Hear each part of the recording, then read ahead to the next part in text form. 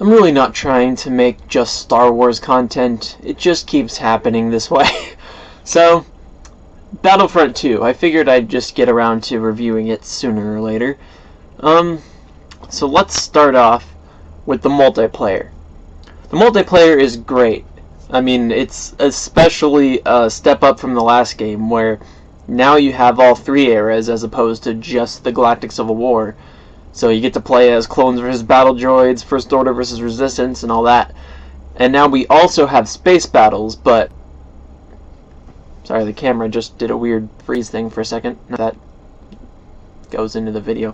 But the sad part about the space battles, though, is that it's just dogfighting in space. Like, there's no getting in and out of capital ships and in and out of your starfighters, landing in hangars, and just having fun with the gunships and just landing in and having troops deployed and destroying things from the inside and outside. None of that crap. Granted, it was pretty boring in the original game, but you know, you don't have to do everything just the originals. You can have the same basic idea, but add on to it and make it better and make it more fun, as opposed to just dogfighting. You know, it's just. But it is alright for what it is. In space battles, you get 3 different classes of starfighters. You get fighter, interceptor, and bomber. So you don't get to fly as a gunship, which is sad, but still, it is what it is. It's okay. Although each ship sort of has their own ability, like the Arc 170, it has a backwards gunner, obviously, and although he doesn't just shoot whenever he sees a fighter, you have to click the ability, which I guess it's a video game, fair enough, but you know, Vulture droids don't have anything, so it's kind of an unfair advantage there, but it is realistic, at least, so I'll give it that. I'm not sure why for the Republic they have Arc 170, V-Wing, and Y-Wing. Well, the Y-Wing makes sense, but you'd think it'd be Z95 Headhunter and V19 Torrent. But, whatever. It's still good for what it is. Then you have the ground battles, which is pretty awesome. They got rid of the whole arcade-style pickups, so now you can actually... It's more realistic. You pick up weapons as opposed to just running into something and gaining the ability. So there's that. You don't get to customize your troops like you could in the other game, but there is 4 different classes now. Which is good. They added classes. There's assault, heavy, officer, and specialist, which is basically a sniper. It's weird that on Kashyyyk you can't play as the Republic Scout Trooper, the camouflage guy. But, you know, it's neither here nor there, and whatever. I've noticed all the troops of the Rebel Alliance are the same people as the Resistance, like the same guys, like the player models. Why is that?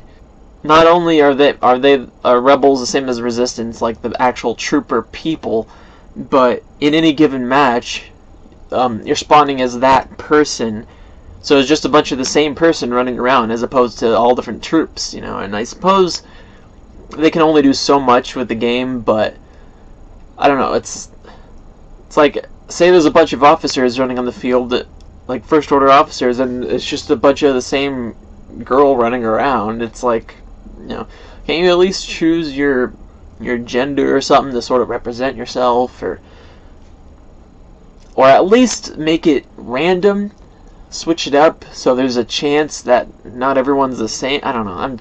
That's just a little minor nitpick, but overall it's pretty good. You get to choose your weapon after you unlock them. You get star cards, I think they're called, which is basically perks or whatever.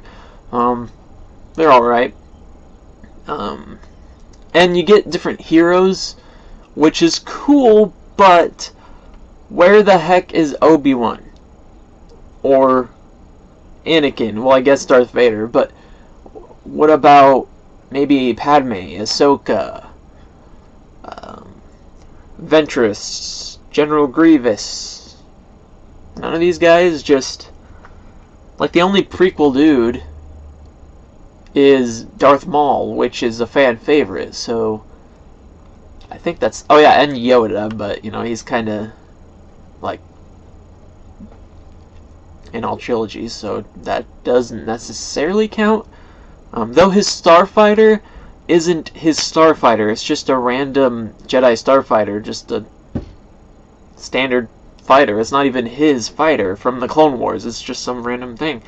And yeah, and then they have, so you don't have Obi-Wan or Padme or anything, but you have Bosk and the Emperor and Finn, and like they just have random kind of people in there, and Lando. So you have Bosk and Lando and Boba Fett, but you don't have Obi-Wan and Padme and Ahsoka. What? Why? And there's also cross-era heroes, which is really annoying because it takes you out of the immersion. Again, a little minor nitpick there, but it's like, what's the point of having these different eras unless for the sake of immersion? I mean, you don't see a bunch of Imperial stormtroopers running around on the battlefield of the First Order and Resistance, do you? You don't see a bunch of battle droids running around helping the First Order or whatever. It's, you know, just seeing Rey fight battle droids or Darth Maul kill Resistance troops, it's just, it takes you out of the immersion a bit, and it's a little bit annoying. And sometimes it doesn't even make sense. Like, for example, Darth Vader fighting for the Separatists? He was with the Republic! Even as Darth Vader, he would be with the Republic, because he's, like, loyal to the government, right? And wouldn't Darth Maul be against the Empire? Seeing as how that's, like, his master's thing, and same goes for Kylo Ren and Captain Phasma and stuff. Like, wouldn't they fight with the Republic as well? I guess other than the fact that they're with the Jedi, take out that aspect, and they'd be with the Republic, wouldn't they? I don't know, it's whatever, but again, minor nitpick. Overall, I would say that multiplayer is pretty fun. Like, I can't stop playing it. It's kind of addicting. But another thing is, it doesn't have that great of servers, because I've noticed every time I've gotten in a ship and flown around on a ground battle, I get disconnected. It's like, no, don't fly in that fighter for longer than 2 minutes. Like, the servers are kind of garbage. Like, I just get disconnected at random times for no reason. And also, the fallback system is garbage. So, not only is it breaking immersion because it's like you're out of bounds and you're gonna die when the timer counts down, but also, they don't even give you enough time to. It's like you're way out in the middle of the battlefield, you have to go way over here to the base, you have 20 seconds, go, and you have to start running right away, and just don't stop running. Meanwhile, you're being shot from behind. Sorry, I'm shaking my desk a little bit. Meanwhile, you're getting shot from behind and can die, but you can't defend yourself because you have to go that way, or you're gonna die, but because of the timer. So, you either go out like a trooper and stand your ground, and then the timer strikes, and then you just die of natural causes, or you die because you're running away and you get shot. It's unfair, and it's really dumb. It's like you have no choice but to die unless you're already where you need to be. It's just, oh, it's horrific. So, yeah, and I've experienced lag from time to time, especially on Crate when I'm one of those ski speeders. It's like, I don't know if that's just a connection issue, but I don't know. There's definitely some things that can be improved upon. I would have it to where, especially regarding the heroes, if you could have, let's see, in Clone Wars era, have maybe Anakin, Obi-Wan, Ahsoka versus Ventress, Grievous, I guess Dooku or Maul, or Jango Fett, and then maybe Padme or something. Original trilogy is obvious: Luke, Leia, Han, Chewbacca, Vader, I guess Boba Fett, Emperor, or whatever. For sequels, that's pretty obvious too. Rey, Poe, Finn, maybe BB-8 running around just Kylo Ren, Captain Phasma, maybe Hux or whoever, I don't know. But look, just make it make sense and be in the canon. Alright, now for the campaign. The thing you've been waiting for.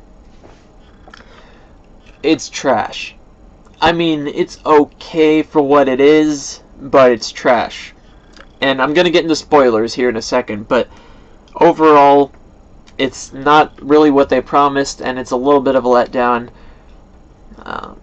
You don't get to play, like, all those 30 years between Return of the Jedi and The Force Awakens, and you only get to play, like, up to a year after Return of the Jedi, and in the free DLC thing, Resurrection or whatever, a little bit right before the events of The Force Awakens, like when the Starkiller thing.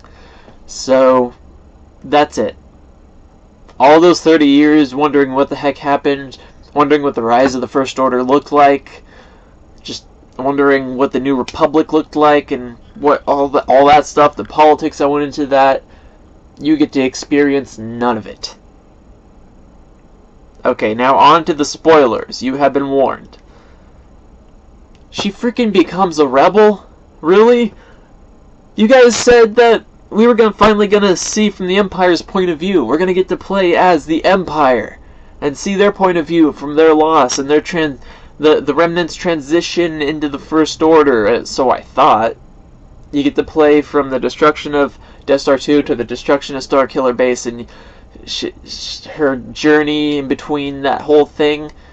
But no, she switches to the side of the rebels. And I mean, I like the very beginning of the campaign where you're jailed in a rebel ship, so they make it look like the rebels are the bad guys there. That I liked. But everything else is just more like, yay rebels, evil Empire. It's just, come on. We didn't learn anything new. Like, the most significant thing we learned, I guess two things. One, Luke has a compass that you get to see for a split second in The Last Jedi. Whoop-de-ding-dong-do. Two, Iden and her daughter stop, which is not even part of the main campaign, this is like the DLC stuff. Iden and her daughter stop a backup Star Destroyer before it can reach Starkiller and help out the First Order. So, okay. We didn't even know that was a thing. Like, they could have just made that up for the game. Like, we didn't know there was a Star Destroyer that stopped in the way there. It's like, that's not significant. Neither is Luke's compass. And the way you play as Luke and just destroy all these Imperials, just kind of slaughtering them just to get to a thing, and then like, oh, I'll have mercy on you, random Imperial guy, just because you're trapped. It's like, he has mercy, but just a second ago he was like, ah, die.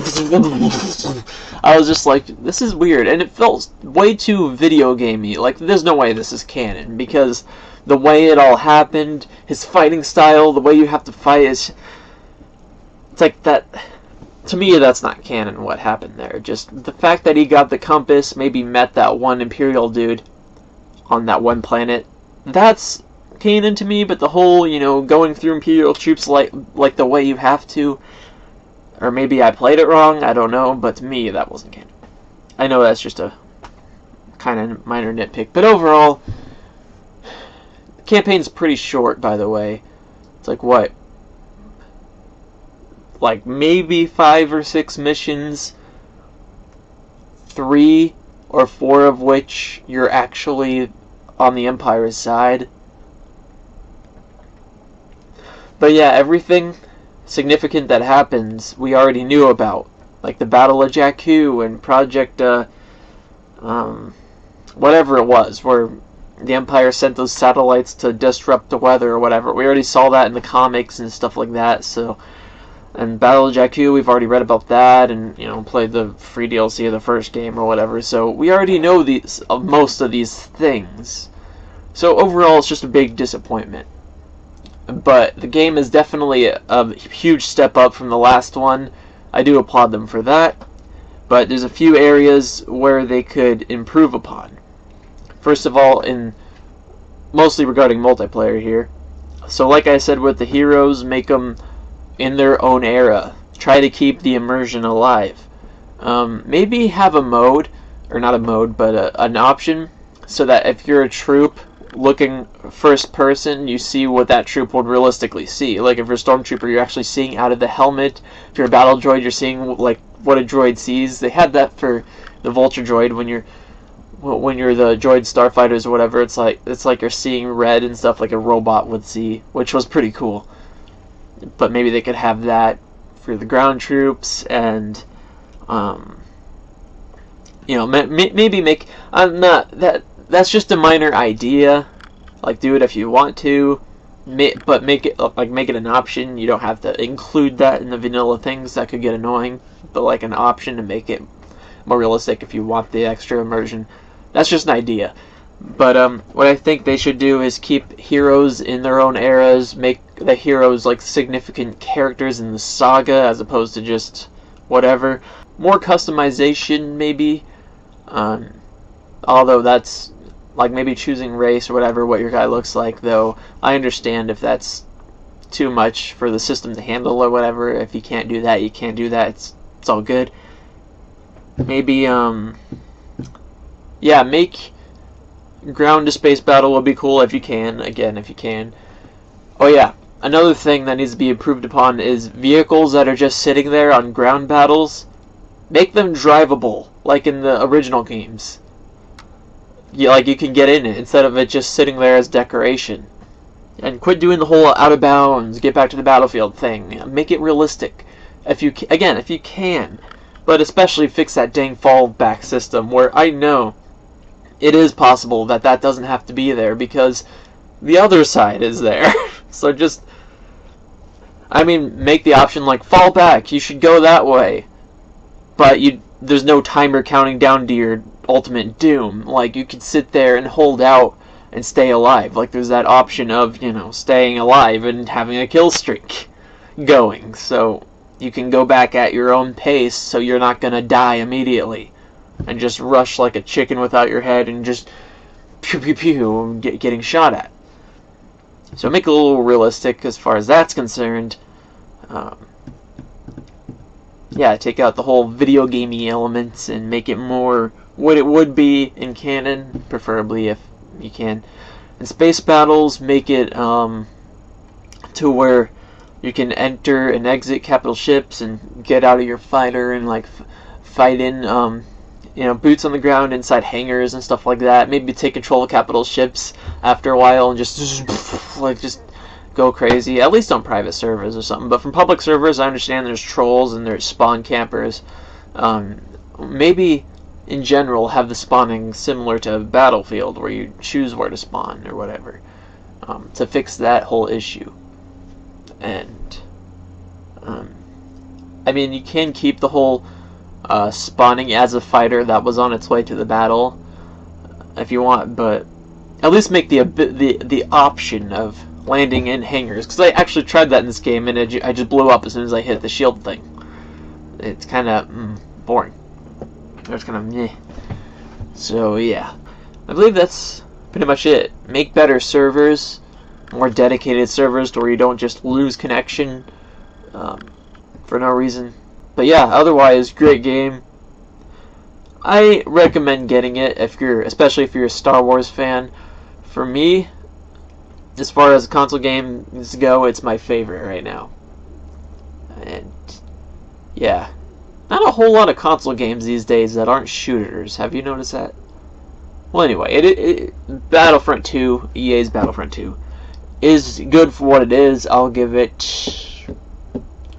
The multiplayer, I'll give 7 out of 10. The campaign, I'll give like 3 out of 10.